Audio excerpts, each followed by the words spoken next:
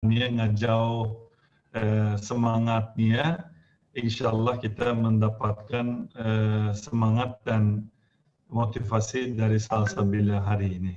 Saya serahkan Salsabila, silakan. Oke. Assalamualaikum warahmatullahi wabarakatuh. Waalaikumsalam warahmatullahi wabarakatuh. Teman-teman, seperti tadi sudah diperkenalkan, nama aku Salsabila Rehana, panggil aja berasal dari Kak Sal. Sekarang Salsa usianya masalah ya, tapi yang jelas udah kuliah. Salsa ada di posisi kalian sebagai anak SMP, itu di SMP Semesta Semarang, waktu itu tahun 2012 sampai lulus tahun 2015. Setelah itu lanjut lagi ke SMA Semesta Semarang dari tahun 2015, terus lulus tahun 2018. Itu sedikit ini ya, masa lalu. Dan seperti tadi udah diungkit sama Pak Cetin, ada beberapa kesibukan yang sempat aku lakuin waktu SMP SMA. Ada kesibukan di klub ekskul di sekolah, terus juga ada beberapa organisasi, dan juga lomba-lomba gitu, terutama lomba Olimpiade Sains. Terutama aku fokus di biologi, jadi SMP biologi, SMA juga biologi. Dan salah satu yang membuat aku excited banget bisa sharing sama teman-teman adalah karena materinya gitu. Jadi waktu pertama dihubungin, aku tuh kagum banget sama apa ya, semacam literacy habit dari sekolah-sekolah IBBS. Gitu. Dulu sih aku bukan IBBS ya nyebutnya, tapi sekarang sekolah IBBS. Dan aku jadinya ingin apa ya, menularkan kembali gitu ke kalian semua, dimana dulu aku merasa literacy habit di sekolah aku itu sangat-sangat menginspirasi. Jadi itu perkenalannya cukup singkat, kita langsung lanjut aja ke materi. Kalau teman-teman ada yang penasaran mengetahui lanjut, bisa nanti di sesi pertanyaan. Oke, jadi ini adalah materi kita pada hari ini. Teman-teman bisa lihat di layar, di sana itu ada buku dari serial namanya Kecil-Kecil Punya Karya. Itu adalah salah satu serial yang khusus terbitkan karangan dari anak-anak usia di bawah 12 tahun. Kalau teman-teman pernah ke toko buku, pasti pernah deh ke suatu rak-rak yang penuh sama buku-buku dari seri Kecil-Kecil Punya Karya. Dan aku waktu itu sekitar usia 9 tahun ya, tahun 2009, pertama kali menerbitkan buku yang paling kiri. Judulnya Adventure Day. Terus tahun 2010 aku menerbitkan buku kedua, judulnya Latah Zanina. Dan tahun 2011 menerbitkan buku ketiga, judulnya Sahid Paradise. Ketiga karya ini tuh full aku bikin sendiri. Jadi waktu itu aku ketik di laptopnya ayah aku. Dan selesai dalam kurun waktu beberapa bulan gitu. Akhirnya diterbitkan. Dan dari pengalaman menerbitkan ini, aku berhasil istilahnya apa, melihat dunia baru, bahwa ternyata banyak banget nih anak Indonesia yang selalu punya semangat untuk menuliskan pengalaman dia dalam bentuk buku. Tapi kalau kita mundur lebih jauh dulu nih, sebelum aku kepikiran buat menuliskan sesuatu, kebiasaan yang pertama kali menginspirasi aku menulis tentu saja membaca. Jadi sebelum menulis, aku suka banget membaca dulu. Koleksi KKPK di rumah aku itu nggak terlalu banyak, tapi beberapa buku yang aku punya, aku baca berulang-ulang, terus aku ceritakan kembali isinya ke kedua orang tua aku, sampai akhirnya aku terinspirasi untuk menulis cerita versiku sendiri. Bahkan sebelum ada 3 buku yang diterbitkan ini, pernah loh aku tuh nulis di buku Sidu gitu, yang isinya beberapa, mungkin 50 lembar, ditulis pakai tangan, dari depan sampai belakang. Kalau nggak salah, aku waktu itu nyelesain waktu masih kelas 1 SD. Jadi aku kelas 1 SD nulis 1 buku Sidu dari awal sampai akhir, dan ceritanya itu tentang pengalaman seorang anak bersekolah di sekolah asrama. Padahal waktu kelas 1 SD, aku belum ngebayangin SMP SMA bakalan masuk ke boarding school sama sekali. Jadi mungkin itu adalah tanda-tanda dari Allah ya, bahwa masa depan aku akan seperti itu gitu. Intinya kebiasaan membaca itu tuh udah aku lakukan jadi waktu aku kecil. Nah, kenapa aku bisa biasa membaca? Kita mundur lagi beberapa tahun, mungkin tahun-tahun ketika aku masih jadi seorang anak TK di tahun kanak-kanak, atau mungkin lebih mundur lagi waktu aku masih usia 3, 4, 5 tahun gitu ya, balita. Mungkin teman-teman ada yang punya adik usia seperti itu, jadi bisa bayangin ya gimana waktu itu masih kecil. Dan yang pertama kali aku ingat itu memang bukan tentang membaca sih, tapi tentang didongengin sama ibu aku gitu. Jadi waktu itu aku punya beberapa boneka aku tuh macam-macam. Ada yang ular, ada yang dinosaurus, ada yang King Kong, dan setiap di boneka aku punya karakternya masing-masing. Jadi ibu aku ketika mau ngebangunin aku tidur, karena mungkin waktu itu susah bangun gitu ya pagi-pagi, maka yang dilakukan ibu aku tuh adalah ngebangunin aku pakai boneka-boneka itu. Dan setiap bonekanya punya karakter masing-masing. Jadi setiap boneka itu tuh cara ngomongnya beda-beda, terus cara dia menyelesaikan masalah beda-beda. Dari situ tuh aku mulai ngerasa bahwa oh ternyata banyak jenis manusia dan kita bisa bikin manusia yang beragam banget itu tuh untuk berinteraksi dan akhirnya terbuatlah suatu cerita. Jadi itu sedikit cerita tentang gimana aku bisa akhirnya nulis 3 buah buku. Tadi sempat disinggung sama Pak Cetin, kok cuma 3 gitu. Ya sebenarnya secara total ada 5 sih. Jadi 2 yang lain adalah antologi. Antologi itu aku cuma menulis 1 cerpen, kemudian diterbitkan bersama dengan cerpen-cerpen dari teman-teman penulis yang lain gitu. Jadi totalnya memang sebenarnya ada 5. Nah, jadi kalau misalkan teman-teman ada yang pernah baca salah satu dari buku ini, kita ngetik ya di chat, siapa tahu pernah atau ya mungkin lihat aja gitu kalau bukunya tuh nggak apa-apa sih, cuma pengen tahu aja. Nah, teman-teman, karena kita semua itu membutuhkan membaca, ya kan, butuh untuk bisa membaca. Membaca itu kan skill yang seharusnya itu udah dikuasain seorang anak sebelum dia lulus TK gitu biasanya. Jadi masuk SD udah bisa membaca. Sekarang aku mau bertanya deh, menurutnya teman-teman, membaca itu tuh sulit atau mudah?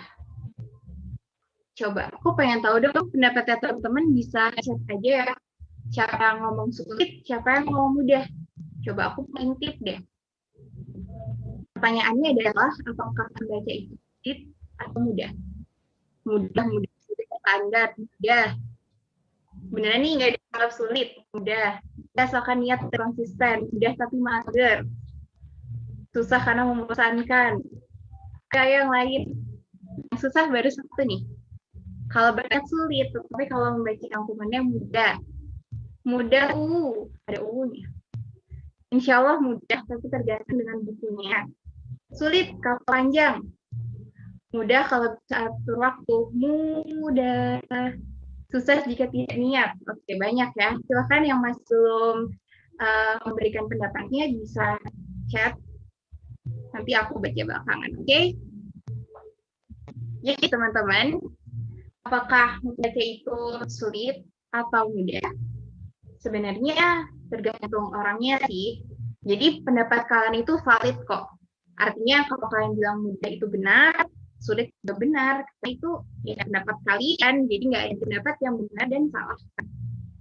Nah, tapi yang perlu kalian ingat, kita sebenarnya kalau ditanyain membaca itu mudah atau sulit, kita kembali lagi nih. Emang sebenarnya membaca itu apa sih? Gitu. Jadi di sini ada definisi tentang membaca dari Kamus Besar Bahasa Indonesia. Aku ambil definisinya, mengeja atau melafalkan apa yang tertulis. Itu adalah pengertian dari membaca. Selain itu, melihat serta memahami isi dari bacaan yang tertulis. Jadi di sini ada 2 definisi ya, antara cuman mengeja dan melafalkan, sama sampai memahami isi. Gitu.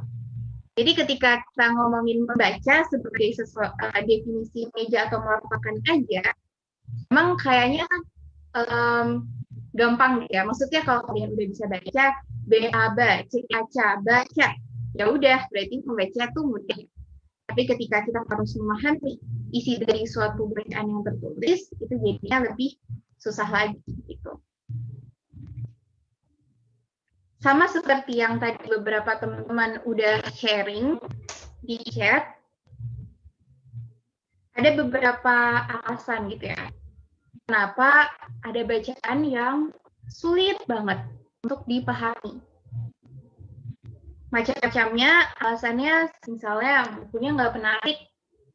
Soalnya aku tuh terpaksa Kak bacanya. Jadi gimana aku bisa memahami kalau tertarik aja enggak, ya kan?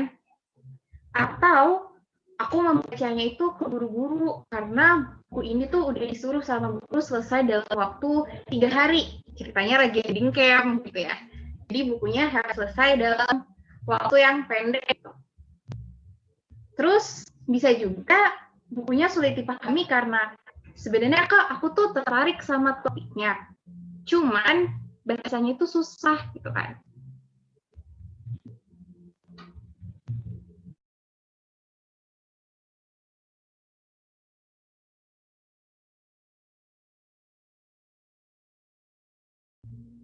Selain itu, aku juga menemukan nih bagian di mana kayaknya sih aku paham Kak dari bukunya. Tapi nggak tahu ya, pemahaman aku tuh benar atau enggak. Soalnya nggak ada orang di sekitar aku yang baca buku ini juga. Gitu.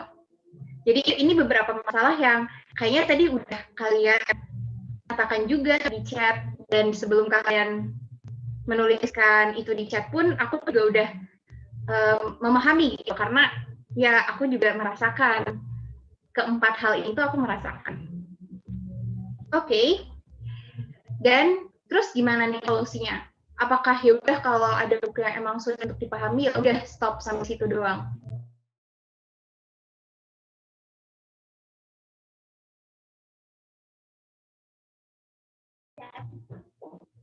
Nah, jadi kita nggak boleh dong diem aja kalau ada bacaan yang sulit untuk dipahami. Jadi kalau ada yang bacaan yang sulit untuk dipahami, solusi pertama adalah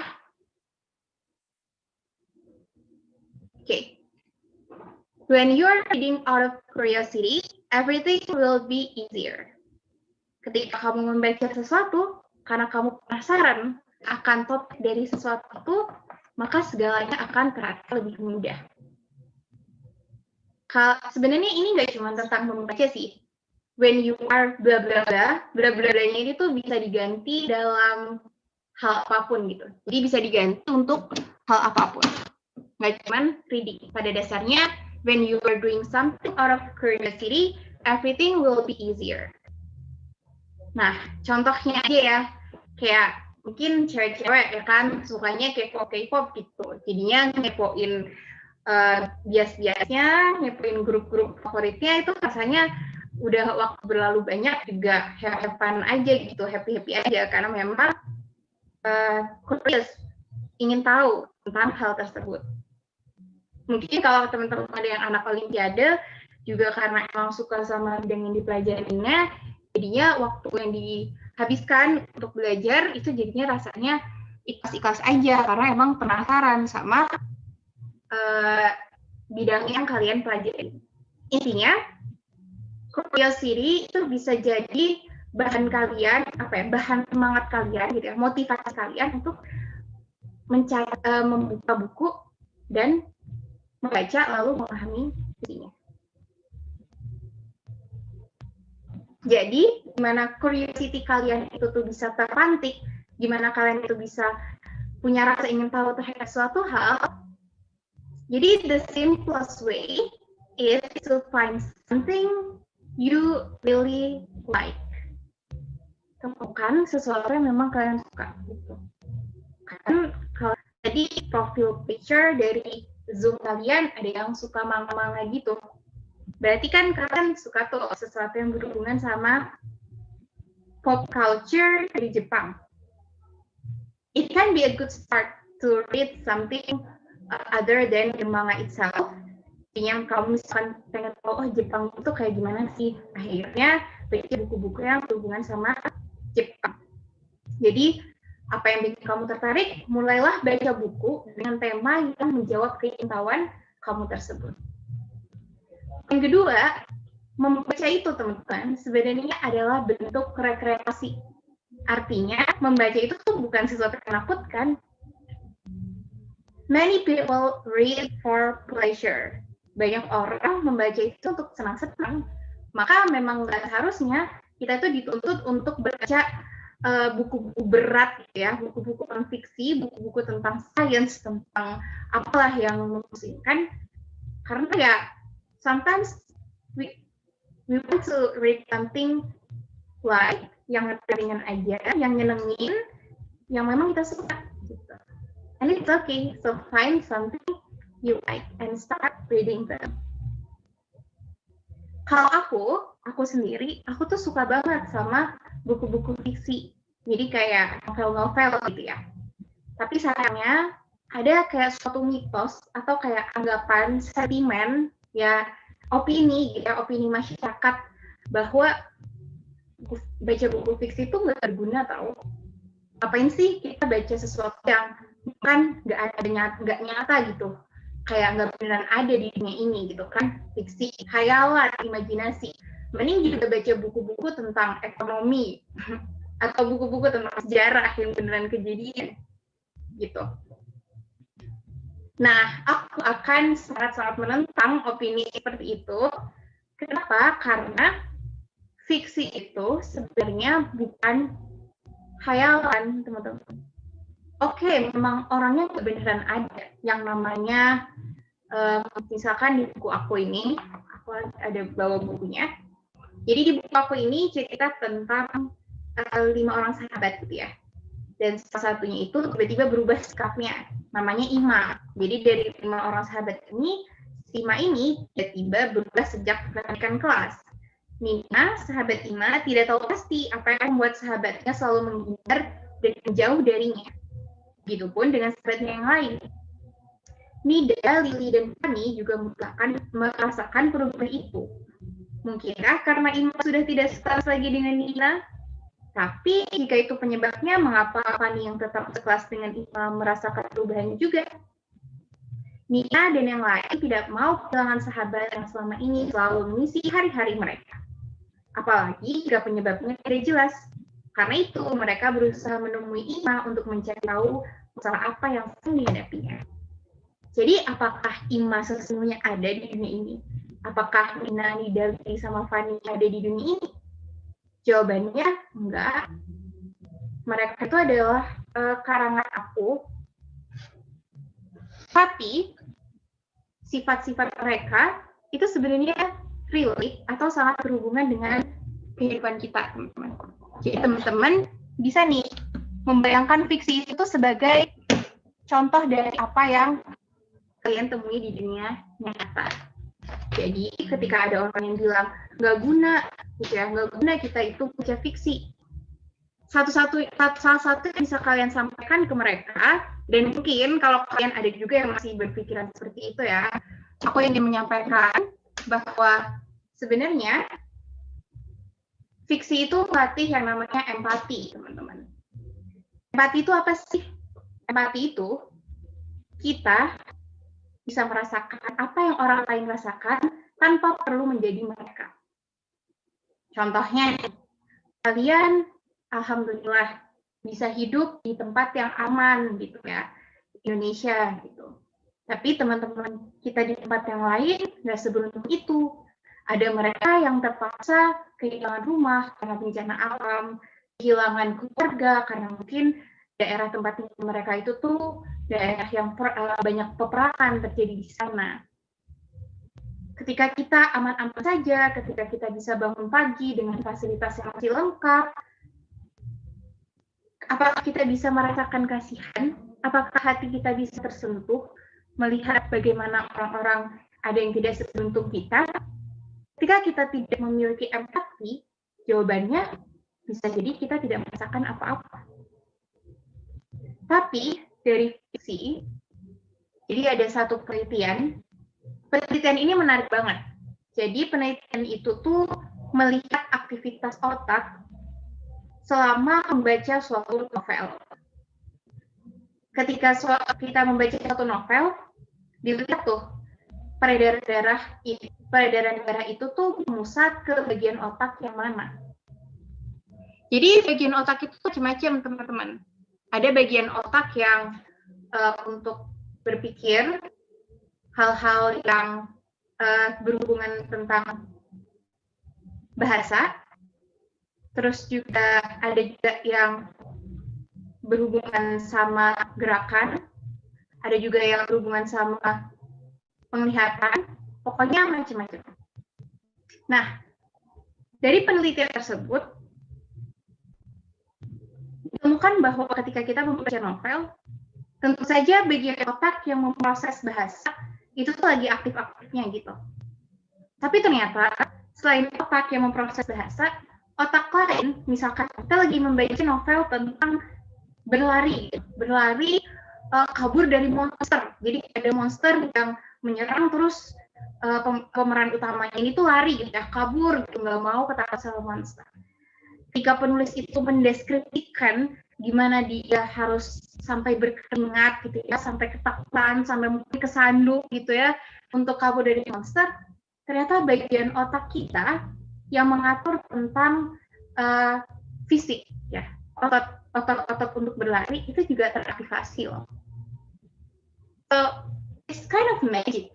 You don't have to really do something that your brain thinks you are doing it. Jadi ketika tiba-tiba otak kita ngerasa lari, tapi ternyata sebenarnya cuma membaca deskripsi tentang orang yang berlari, itu kan udah membuat kita paham gitu, kira-kira gimana rasanya orang yang lari dikejar monster.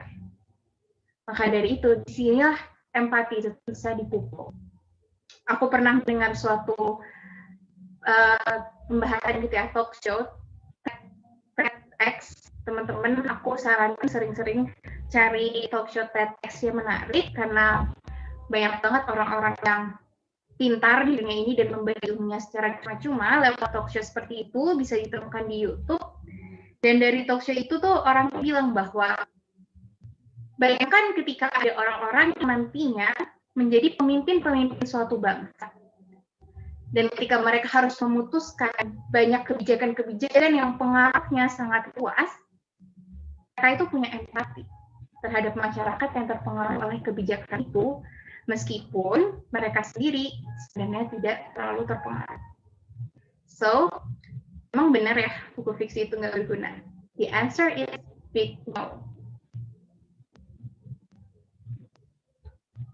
Oke, selanjutnya tips untuk mengatasi sulit memahami buku adalah when it has become a habit, it will be easier.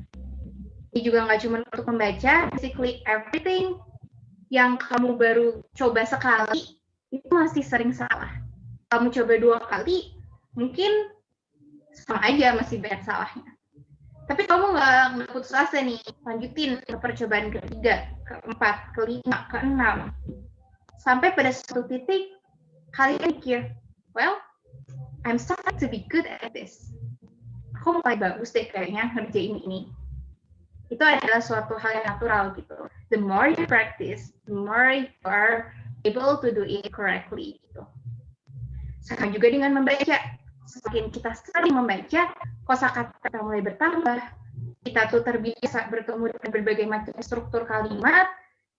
Kemudian ketika kita bisa menyelesaikan satu buku, kita tuh punya gambaran gitu, gimana satu cerita dimulai dan diselesaikan.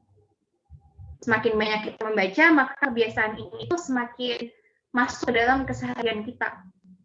Dan ini manfaatnya gede banget. Kalau teman-teman tahu, ada yang namanya orang-orang yang menyebar berita hoax. Dan ini tuh sangat-sangat menyedihkan, karena bisa banget mempengaruhi perdamaian suatu negara gitu ya. The effect is so big. Dan aku harap generasi muda, termasuk juga teman-teman itu tuh nggak mudah tergocek gitu istilahnya, tipu sama berita-berita hoax, because you are already reading many books, ya, artinya udah biasa untuk kritis terhadap suatu bacaan juga, dan akhirnya bisa terhindar dari hal-hal yang menyesatkan kayak gitu. Tapi tadi kan Kak Elsa ngasih pesan bahwa find something you like. Tapi kadang-kadang nggak bisa, Kak. Nggak bisa tuh aku milih mau baca buku aku suka aja. I still need to finish that book I really dislike, but it's a compulsory reading. Kayak waktu itu mungkin teman-teman suruh baca buku waktu reading camp, atau mungkin teman-teman suruh baca Oxford Bookworm Library yang nantinya ada tesnya. I've been there waktu aku ada di usia kalian. Ya mungkin kalian kayak, apaan sih, kenapa aku harus baca buku yang aku suka gitu kan. Nah, apa yang harus kalian lakukan gitu? Saran dari aku adalah try to make it as a challenge you need to solve. Jadi jangan cuma berfokus di poin tengah, yaitu read atau membaca. Banyak dari kalian mungkin pikir kayak ya udah buku, dapat buku, terus langsung baca chapter 1 apa sih gitu ya. Terus langsung dibaca sampai chapter terakhir. Tapi setelah ditanya, kamu baca buku tentang apa? Jawabnya bengong-bengong gitu, karena nggak ngerti baca buku tentang apa. So, kita jangan skip 2 tahap pertama dan 2 tahap terakhir, yaitu survey, question, baru habis itu read, lalu setelah read, juga harus ada recite, and review. Atau singkatannya SQ3R. Ya, singkatan dari cara ini gitu. Nah, kita akan bahas tentang survey and question. Jadi ini adalah semacam kegiatan pre-read buku itu, jangan langsung dibaca bab 1-nya. Read the title first, terus coba baca urut deh dari bab awal, dari halaman awal banget. Biasanya kalian akan menemukan acknowledgement atau kayak ucapan terima kasih dari penulisnya. Terus mungkin ada pengantar juga. Itu jangan lupa dibaca ya. Karena apa? Karena biasanya di pengantar ini itu tuh si penulis tuh ngasih tahu why this book is important. Kayak apa sih yang bikin penulis ini tuh punya keinginan untuk baca buku ini gitu. So maybe dari awal sebelum kamu baca, aku tahu ngapain sih aku baca buku ini, tapi setelah kamu baca pengantarnya, oh ternyata ada manfaat juga ya, gitu. Dan akhirnya kembali lagi itu pique your curiosity. Selanjutnya juga kalau misalkan ada gambar-gambar, bolehlah dilihat-lihatin dulu gitu. Review any graphics, terus kalau misalkan ada yang di bold gitu ya, ada yang jadi heading, itu juga dibaca. Terus misalkan kalau di textbook nih biasanya yang sulit gitu ya, biasanya ada reading aids. Jadi kayak apa sih sumber bacaan lain yang bisa dibaca sebelum baca kitab tersebut gitu. Selanjutnya setelah kalian men-survey gitu ya, udah tahu nih, oh ternyata misalkan buku ini tuh dia mau ngomongin tentang cara belajar yang asyik gitu. Jadinya yang harus kalian lakukan, turn the result of your survey into questions. Oke, kalau ternyata buku ini tentang topik bla bla bla bla bla, maka kalian pikirkan kira-kira apa aja pertanyaan yang bakal terjawab di buku. Kalian bisa catat tuh. Oke, kalau udah, seperti biasa, go read the chapter, baca. Tapi setelah membaca, we have 2 other steps. They are recite and review. Jadi ketika udah selesai membaca 1 chapter, coba lihat pertanyaan yang tadi kalian tulis sebelum membaca section tersebut gitu. Coba misalkan kalian jawab gitu ya. Jawab terus, coba ulangi jawaban kalian without reading your writing. Dan kalau misalkan bisa, berarti kan kalian udah bisa memahami sampai bisa merecite ulang bacaan tersebut. Well, if you can recall all the answer to your questions, it's okay. Berarti masih ada yang miss dan tinggal membaca ulang aja. Setelah kamu udah baca semua chapter dari buku tersebut, setelah kamu survey question, read and recite untuk setiap chapter. Coba kembali lagi dari awal. Jadi kayak review itu benar step terakhir setelah bukunya selesai gitu. Jadi coba sekarang kalian baca dari awal dan bukan baca dari awal, baca pertanyaan dari awal dan coba lihat whether you can answer all the questions or not. Kalau nggak bisa, kembali lagi, it's okay to read something.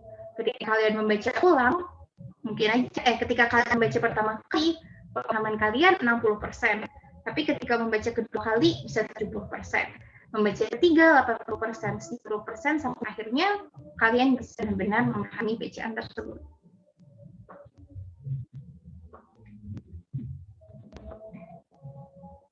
Kak, tapi kalau aku udah ngelakuin itu semua terus aku tiba-tiba bosan gimana? Ya udah aku tinggalin gitu ya. Akhirnya percuma aja, bukunya nggak bisa selesai. Gitu.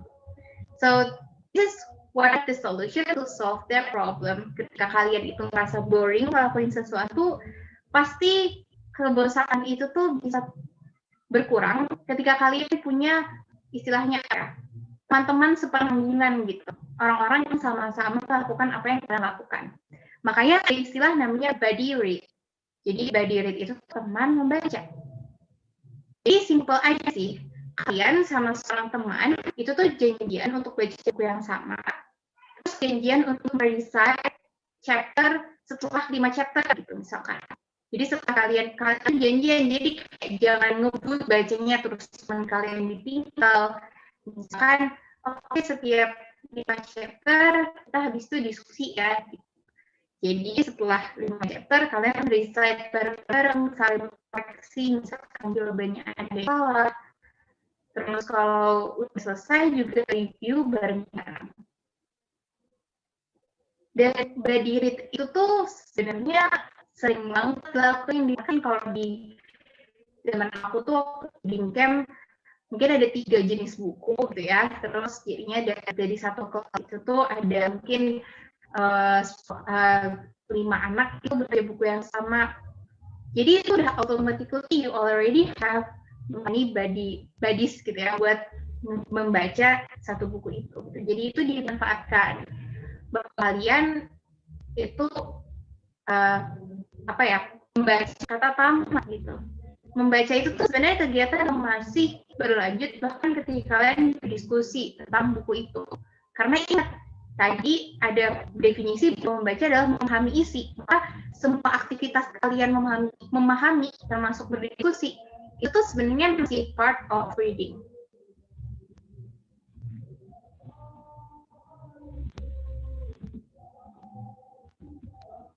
Tapi Kak, sumpah aku tuh udah ngelakuin semua kakak suruh gitu. Udah ngelakuin nih tipsnya dari awal Kak. Tapi tetap aja aku nggak bisa suka sama buku ini, aku nggak bisa ngerti sama buku ini. Aku bakal ngasih tahu kalian, it is okay to dislike a book. Jangan paksakan diri kalian untuk aku mau menjadi seorang pembaca, superhero pembaca gitu ya. Bisa membaca semua buku tanpa terkecuali. No, it's impossible. Karena dasarnya setiap manusia punya seleranya masing-masing, setiap manusia punya ketertarikannya masing-masing. Jadi nggak mungkin kita memaksa orang untuk suka buku yang sama. Mungkin itu juga masalah waktu. Pada saat ini kamu nggak ngerti dan kamu nggak suka tentang buku itu. Tapi setelah kamu melakukan mendiamkan bukunya, terus ya kamu melanjutkan hidup gitu ya. Maybe several years in the future, you will go back to that book you didn't finish when you are in middle school.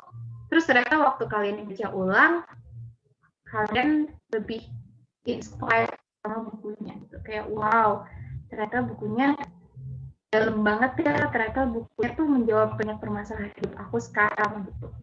It can happen and it happens to me several times. Dan mungkin akan terus terjadi juga di masa yang akan datang.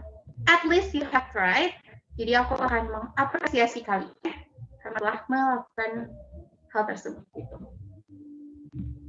Dan kalau misalkan kalian kayak tertarik lagi untuk baca bukunya, itu tuh pasti kayak ada kayak misalkan ada bohlam lampu yang tiba-tiba kayak tring gitu, menyala gitu di kepala kalian. aha, ternyata buku ini tuh ngomongin tentang hal ini. Jadi it's okay, nggak usah dipaksain kalau nggak ngerti sekarang, nggak usah dipaksain kalau nggak paham dan suka sekarang, ya udah itu aja. Tapi yang jelas kan sudah berusaha dan pasti ada lah sedikit-sedikit meskipun misalkan pemahamanku itu 100%, dengan usaha kalian melakukan semua tips yang tadi aku nyatakan, yang kalian paham dari buku itu, it's okay. It's still better than zero, right? Nah, sebenarnya teman-teman, itu udah mau ending dari presentasi aku. Tapi selanjutnya ini, maybe I will give you some recommendation of books. Jadi kayak all of them are in English. Tapi nggak masalah lah ya. Dulu tuh aku ingat banget, aku SMP SMA itu ada di CTLE. Apakah kalian masih melakukannya? Jadi CTLE itu, ya mungkin kalian masih ya, wah kayaknya itu sesuatu yang nggak bisa lepas ya dari BBS. Jadi kayak bikin list gitu, berapa halaman buku bahasa Inggris yang dibaca per bulan, per minggu. Terus kayak at the end of the semester, the English teachers will announce who have read the most, terus nanti bakal dapat hadiah. Aku nggak pernah dapat hadiah. Kayak teman-teman aku tuh bacanya kayak ganas-ganas gitu, terus kayak ya udahlah ya. Tapi kayak apa ya? Dengan adanya CTL itu aku ngerasa kayak nggak tahu ya, hiburan aku sama teman-teman itu tuh dari buku gitu. Jadi kayak dari satu buku tuh bisa kayak ditransfer ke teman-teman lain. Terus kayak waktu aku di sekolah juga ada box atau lemari di belakang kelas yang isinya buku-buku. Terus kalau udah bosen sama koleksi teman-teman aku, betul kan pernah baca buku, aku selalu pinjam temen. Jadi kayak aku bakalan bertamu ke kelas sebelah, terus kayak ke koleksi mereka, terus baca-baca aja gitu. Kayak everybody is so welcoming, terus kayak ya pokoknya semua buku tuh dipinjemin, tapi mungkin ada 1-2 kejadian teman aku marah soalnya bukunya hilang. Ya it happens ya, apalagi di asrama. Tapi intinya aku merasa baca banyak buku itu adalah hiburan yang menakjubkan. Jadi kayak 3 rekomendasi yang aku kasih ini, 3-tiganya novel, 3-tiganya fiksi, dan 3-tiganya kayaknya belum ada terjemahannya di bahasa Indonesia. Ya, coba nanti kalian cari ya, The Wake of Our Sky, Love from A to Z, sama Anxious People. Tapi buat Anxious People, ini tuh sebenarnya agak adult, tapi bukan adult dalam yang aneh-aneh, tapi kayak agak berat gitu bahasanya, tapi Inggrisnya gampang semua kok, 3-tiganya. Jadi buku-buku ini tuh, menurut aku ya, lebih harus dikenalkan ke anak seusia kalian, more than Harry Potter series, more than Percy Jackson series. Gak apa-apa baca Harry Potter atau Percy Jackson, because aku dulu sama teman-teman juga baca buku itu gitu. Tapi 3 buku ini tuh ngasih kita insight yang lebih banyak tentang kehidupan, terus juga representasinya itu tuh lebih dekat sama kita. Kayak The Wake of Our Sky sama Love from A to Z itu tuh the protagonists are Muslims. Oke, jadi protagonis itu Muslim orang Islam. Jadi kayak itu refreshing banget ya untuk baca cerita remaja, tapi lakonnya itu tuh Muslim. Bahkan Love from A to Z is actually a romance story. Jadi kayak itu tuh ceritanya romance, tapi it's so different. Kayak pokoknya itu sesuatu yang akan mengenalkan kalian sama gimana sih ketika remaja dan kalian masih harus memegang teguh aturan agama. But you like a boy or you like a girl, itu dibahas di buku ini. Jadi itu bagus banget lah pokoknya. Mungkin guru sekolah-sekolah IPDS kalau mau memperbarui katalog perpustakaannya, mereka bisa look at to these 3 books I recommend. Oke, jadi sampai di sini dulu pertemuan kita, tapi belum berakhir sih. Aku masih bisa menerima pertanyaan teman-teman. Ya, jadi sampai sini. Assalamualaikum warahmatullahi wabarakatuh. Waalaikumsalam warahmatullahi wabarakatuh. Salsabila, makasih. Sangat menikmati. Saya yakin teman-teman yang lain juga mendapatkan banyak inspirasi dari kamu. Ada beberapa pertanyaan Salsa yang saya baru dapat dari kelas 7. Misalkan kita sudah dewasa, apakah masih layak membaca buku cerita sains bergambar? Satu pertanyaan dulu dijawab gitu. Ini baru satu pertanyaan saya dapat. Kalau Aku teman-teman semangat ya bisa bertanya ini dan 5%, jadi aku harap banyak pertanyaan dari teman-teman untuk menjawab pertanyaan. Kalau udah dewasa, pantas baca buku anak-anak, baca buku bergambar, nggak baca, bisa baca buku aja lah. Atau kalau udah dewasa, boleh nggak sih baca buku? Ini kan bukan. Jadi sebenarnya menurut aku ketika udah dewasa, boleh lah ya, aku udah dewasa. Anggap aja aku udah tertua di sini, gitu ya. Ketika kita tuh justru kalian akan sampai satu titik kalian merindukan the simplicity of your childhood. Ya, aduh sederhana banget ya, dulu kecil benar-benar kayaknya hidup itu simple. Dan salah satu kembali merasakan sederhananya hidup itu ya dengan nostalgia buku kalian. Jadi itu oke, nggak ada batasan usia.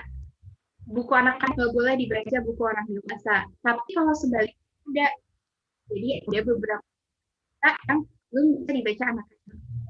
Mulai dari kontennya, mulai dari apa ya? Kalian itu harus berpikir dengan pengetahuan yang lebih luas gitu untuk bisa mencerna. Jadi akhirnya ada buku-buku yang buat orang dewasa aja. Tapi orang dewasa nggak ada batasannya mau baca buku anak-anak, justru mereka suka gitu. Banyak orang yang kayak ingin membaca buku anak-anak. Makanya kalau kalian sebagai anak-anak memilih buku mungkin masih harus dulu gitu ya, lihat bukunya apakah age appropriate atau enggak. Atau kalau ada suatu buku yang ditakutkan nggak cocok buat anak-anak, bisa ada di-read sama orang yang lebih dewasa. Sehingga orang yang lebih dewasa ini tuh bisa ngasih gambaran lebih bijak gitu terhadap anak. Itu sih.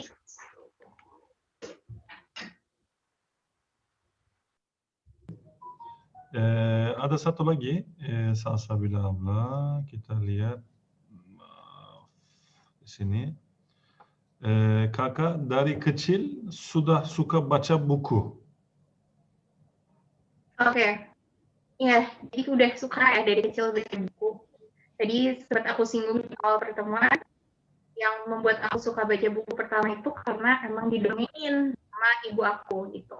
Jadi mulai tertarik kayak, oh ternyata banyak ya cerita-cerita yang menarik gitu. Dan akhirnya aku udah bisa baca, aku langsung baca buku apa aja gitu. Karena baca buku juga aku baca, pokoknya setelah aku bisa baca tuh pengen baca semua hal.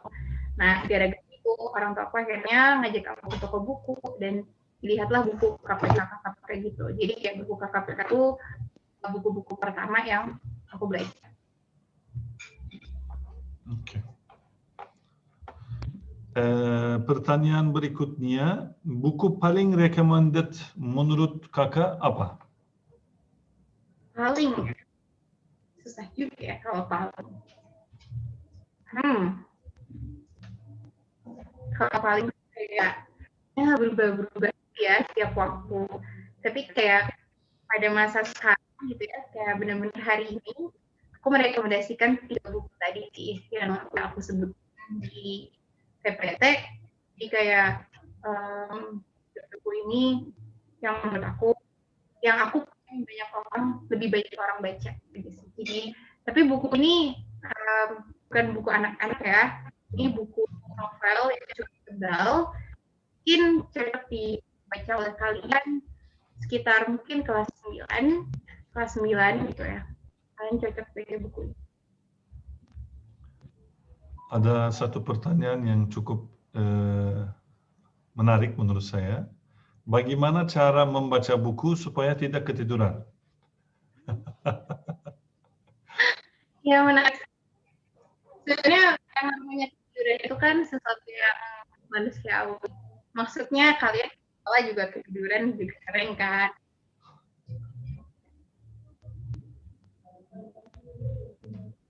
Nah, jadi sebenarnya solusinya adalah kalian kalau misalkan tahu bosan baca buku, ya baca bukunya jangan langsung di 1 jam atau 2 jam gitu loh.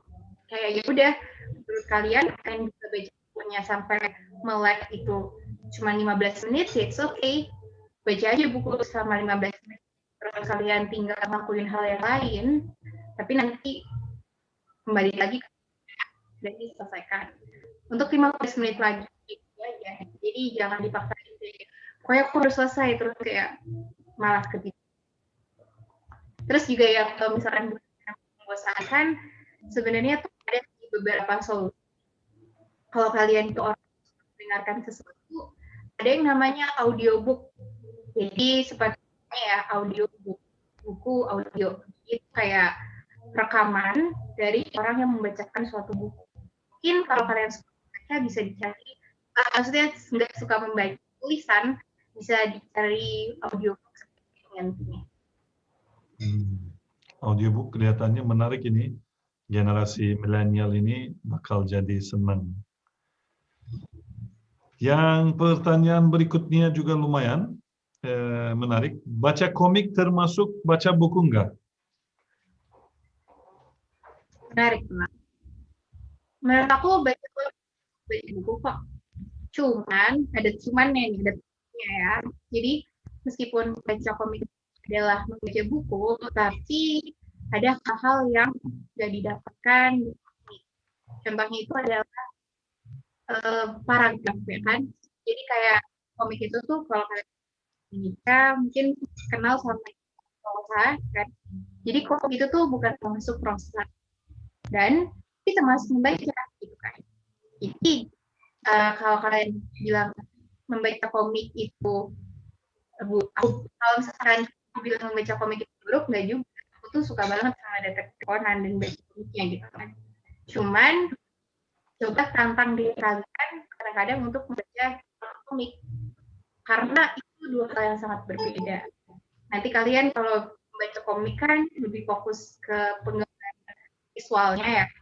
Sedangkan kalau di baca buku novel, semua penggambaran itu harus diubah ke dalam kalimat kata-kata.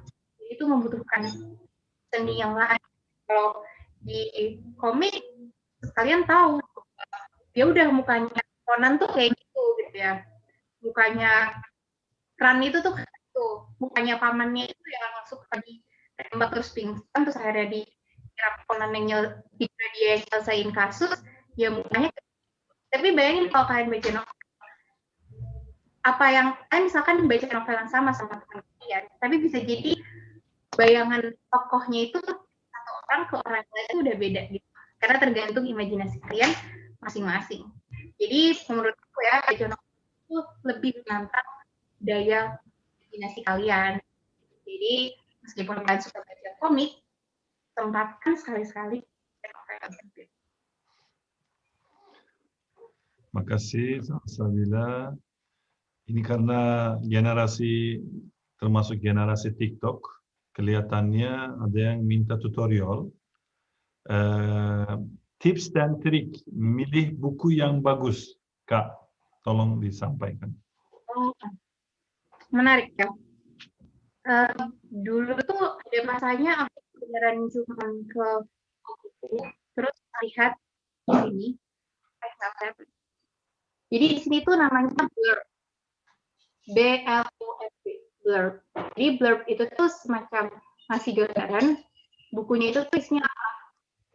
Jadi aku butuh pertama aku jelas ngeliat cover dulu. Jadi ada apa namanya kata-kata book by its cover, but I definitely cover sih. Karena aku selalu buku dari covernya dulu. Terus lihat di belakangnya itu biasanya dia nyeritain itu tentang apa sih bukunya gitu ya, di blurb-nya. Nanti kalian seleksi mana blurb yang menarik untuk kalian. Tapi kalau di zaman itu tuh zamannya banyak internet, maksudnya gampang ya mencari akses ke internet, itu tuh banyak orang-orang yang mereview, jadi kayak ngasih pendapat mereka tentang suatu buku. Jadi kan tinggal search misalkan buku petualang terbaik tahun 2020.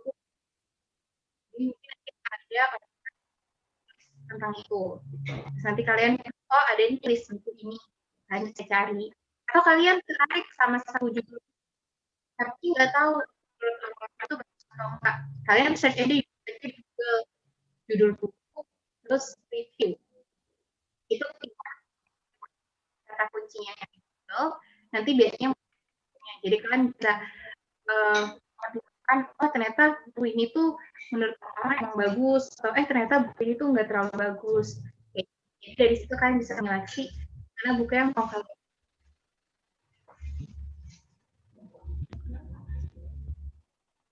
Terima kasih.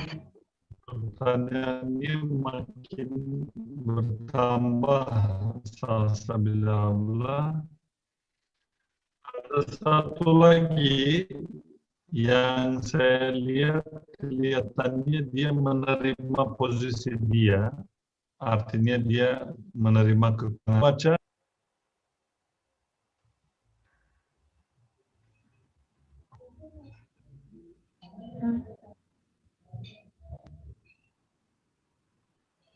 Abla dapat pertanyaannya? Salsabila Abla?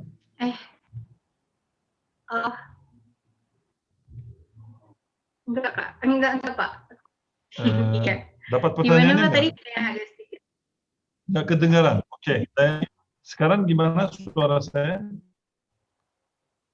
Udah. Nggak jelas. Bisa terdengar. Nah, bagaimana cara membiasakan membaca untuk seorang pecandu handphone dan game?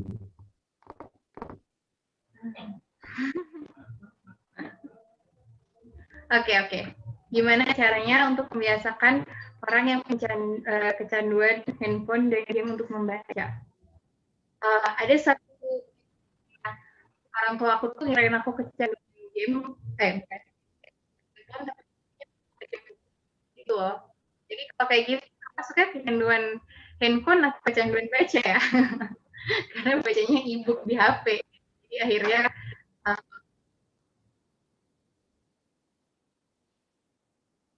kalau menurut aku ya, interaktif itu tuh memang lebih menarik. Jadi kayak kalau misalnya waktu games yang apa yang kita lakukan itu lebih exciting ya daripada kita ya apa sih kayak kertas-kertas ini doang, kayak itu tadi kan sampai ketiduran gitu. Tapi kalau main game tidurnya ya gak dilakuin, baca buku ketiduran, main game yang dilupain. Itu tuh sesuatu yang sebenarnya aku nggak bisa relate ya teman-teman, karena dari dulu tuh aku bukan gamer, jadi nggak terlalu suka, malahan aku sering nggak amatin buku saking penasarannya. Jadi sebenarnya aku bingung cara menjawabnya gimana. Tapi mungkin bisa kayak gitu.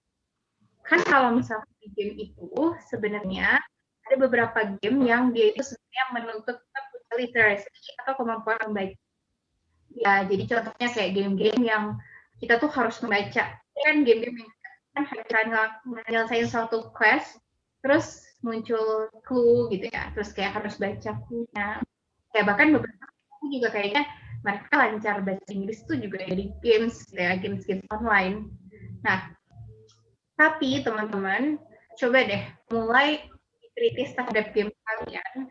Jadi kayak ambil satu topik dari game yang menurut kalian itu menarik, terus kayak coba cari buku atau artikel yang membahas itu. Nggak tahu ya, ini harus dibiasakan dari kecil gitu. Ketika kalian dapat suatu game, itu kayak cuman nerima aja sebagai suatu produk dan dimainkan. Coba cari the history of the game itself, gimana developersnya ngebangun itu, apa yang menginspirasi itu. Kalau kalian pernah tahu Among Us, jadi kayak menarik banget tuh cerita di balik One Among Us. Jadi kayak cerita-cerita apa ya, background, history, terus juga biografi, itu tuh sesuatu yang bisa kalian mulai gitu.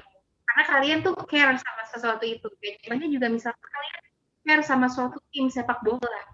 Coba cari berita sama tim kalian itu. Nggak harus baca yang panjang, cukup artikel-artikel aja ya. Jadi coba mulai dari situ gitu. Kalian coba cari yang sama game atau sesuatu yang kalian sukain.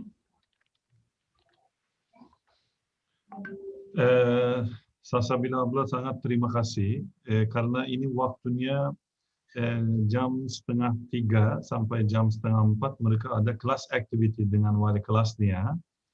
Kita jadi harus kita mengakhiri sesi diskusi, sharing dan dapat semangat dari kamu dan inspirasi itu insya Allah kita akhiri. Saya pertama sangat berterima kasih kehadiran kamu jadi bermakna bagi OSIS Camp ini. Saya yakin kamu juga banyak kenangan selama di semesta OSIS Camp ini, tapi offline, mungkin di villa, mungkin lagi di jalan-jalan, tapi sekarang kondisinya begini. Inilah generasi yang menjadi, saya bilang ya termasuk korban ini. Jadi mereka mau nggak mau ya harus online. Jadi kalau insya Allah kita berdoa segera pandemi berakhir dan kita bisa kembali bisa berkumpul lagi seperti sebelumnya. Saya sangat berterima kasih kehadirannya Salsabila Abla. Mungkin sebelum selesai mau menyampaikan sesuatu kita sebelum tutup. Oke, jadi mungkin penutupnya adalah banyak banget perubahan tahun ini gitu, gara-gara pandemi dan sebagainya. Beberapa waktu yang lalu aku juga menjadi tutor buat anak IBBS atau KSN, kompetisi sains nasional biologi gitu ya. Terus juga apalagi mereka ya udah kelas 12, kelas 11 kayak apa ya, lebih takut akan masa depan atau kayaknya nanti gimana kuliahnya dan lain sebagainya. Dan kalian itu bisa dibilang yang apa ya, belum terlalu perlu memikirkan masa depan, bisa dibilang kayak gitu. Jadi manfaatin waktu SMP itu tuh sebagai waktu untuk kalian men-challenge diri kalian, mencoba banyak hal dan gagal di apa-apa. Ya manfaat belum kalian itu takutan akan melakukan dan takut untuk mencoba karena takut gagal. Jadinya ini di luar mindset. Jadi ini pesannya general aja gitu. Jadinya kan sebaik mungkin waktu SMP kalian untuk mengeksplor kesukaan kalian. Bayangin aja, aku tuh bukan anak yang aktif secara fisik loh, tapi waktu SMP aku join pasnya, terus waktu SMP juga join klub volley, dan itu tuh kayak aku tuh nggak bisa deh bahkan, tapi kayak I join anyway. Jadi kayak hal-hal kayak gini gitu yang akan membuat kalian bisa bertemu sama sisi dari diri kalian yang nggak kalian kenal sebelumnya. Kayak, oh ternyata aku tuh suka loh ngelakuin ini, ternyata aku nggak suka ngelakuin ini. Jadinya kalian bisa mengenal diri kalian lagi. Jadi ketika kalian sudah kelas 12 nanti dan harus membuat keputusan besar seperti kuliah di mana dan jurusan apa, kalian udah tahu diri. Gitu. Dan yang satu, meskipun kalian pasti nggak bisa sama teman-teman, ketemu Mister, Miss, dan sekolah secara umum, nggak bisa ke villa, di camp, tapi kalian akhirnya aku itu aja. Terima kasih Salsabila.